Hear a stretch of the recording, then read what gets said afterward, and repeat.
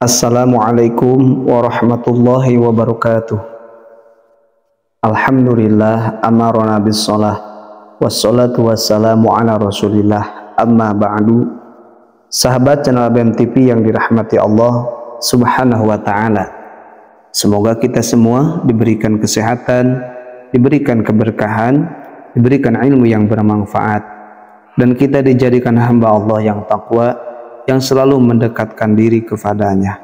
Amin ya Allah ya Rabbal Alamin. Ikhwan fillah yang dirahmati Allah subhanahu wa ta'ala, alangkah baiknya kita menuliskan sholawat di kolom komentar agar kita mendapatkan keberkahan dan ampunan dosa dari Allah subhanahu wa ta'ala.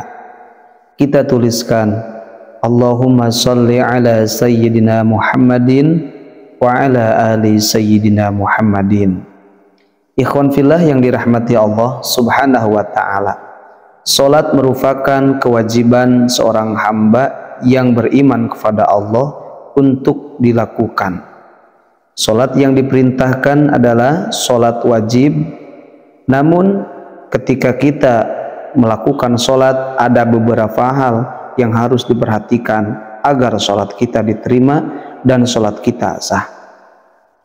Ikhwan fillah, ada orang yang sholatnya rajin tetapi melakukan hal ini bisa membatalkan sholat dan tidak diterima sholatnya selamanya. Adapun kewajiban kita di dalam sholat itu menutup aurat diantaranya.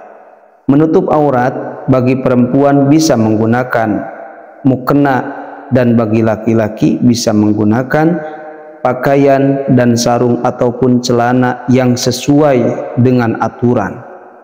Nah, kelaziman di kita orang yang melakukan sholat bagi laki-laki menutup aurat dengan menggunakan pakaian dan sarung.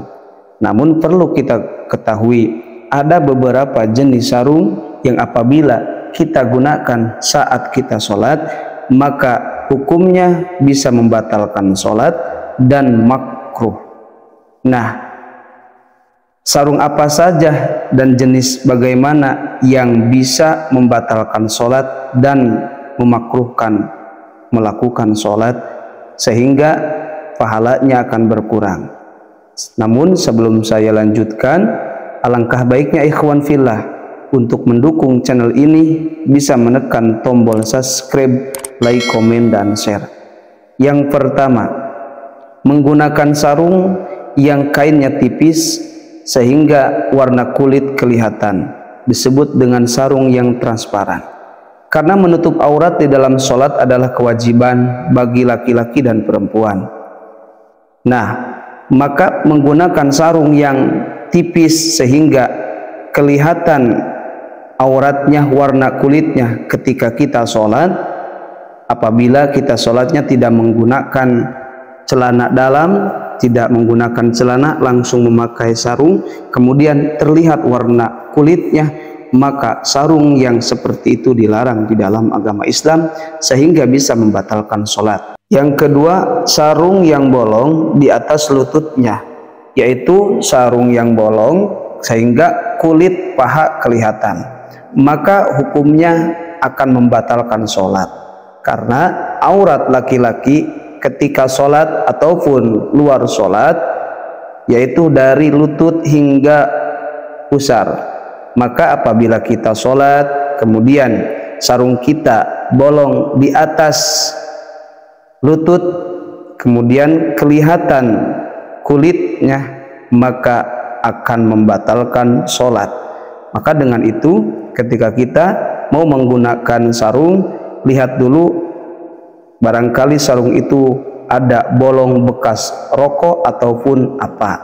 Maka ketika kita tidak teliti dalam menjalankan sholat, tidak teliti dalam pakaiannya untuk menutup aurat, maka bisa mengakibatkan sholat itu tidak sah. Kemudian yang ketiga, memakai sarung yang bergambar makhluk yang bernyawa.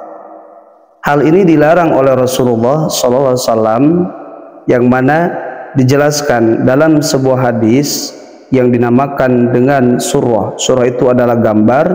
Apabila kita menggunakan sarung kemudian ada gambar makhluk hidup yang bernyawa, maka akan mengganggu keabsahan sholatnya, sebagaimana dijelaskan di dalam hadis yang diriwayatkan oleh Imam Bukhari dan Muslim, yang mana hadis itu berbunyi yang artinya, pernah Rasulullah Shallallahu Alaihi Wasallam suatu ketika tiba dari perjalanan jauh. Ketika itu aku menutupkan rak kepunyaanku dengan sebuah tirai.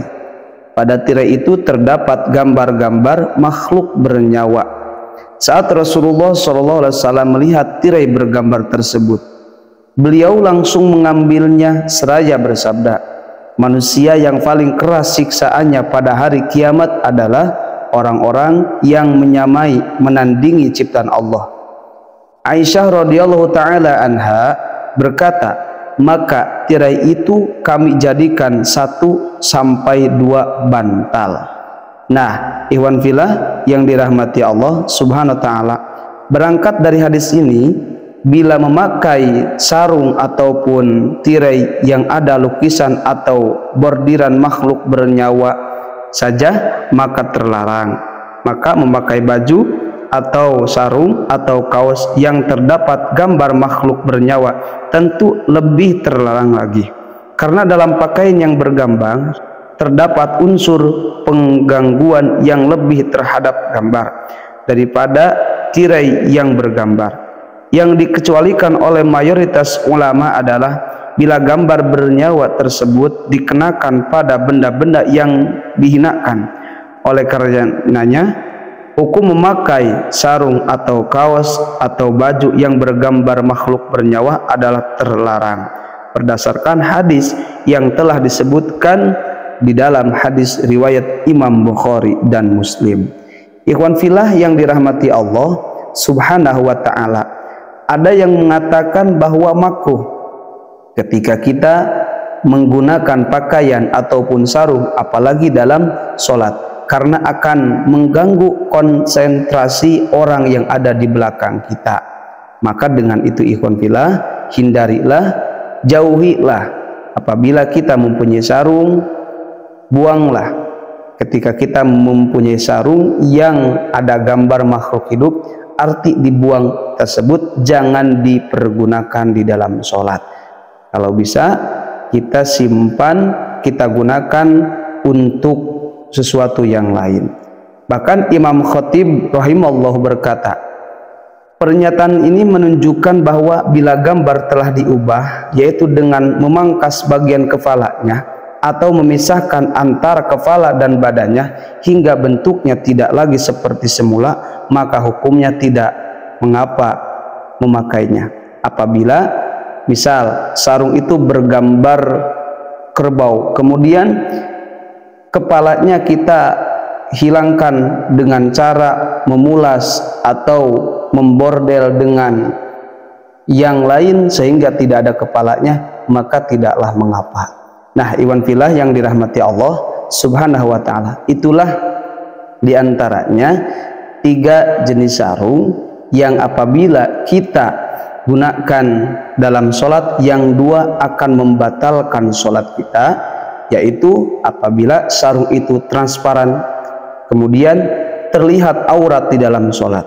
Yang keduanya yaitu apabila kita menggunakan sarung yang bolong di atas lutut sehingga terlihat kulit paha kita, maka itu akan membatalkan sholat.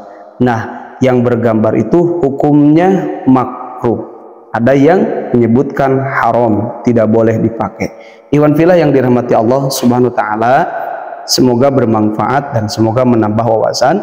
Billahi hidayah wa taufik. Wassalamualaikum warahmatullahi wabarakatuh.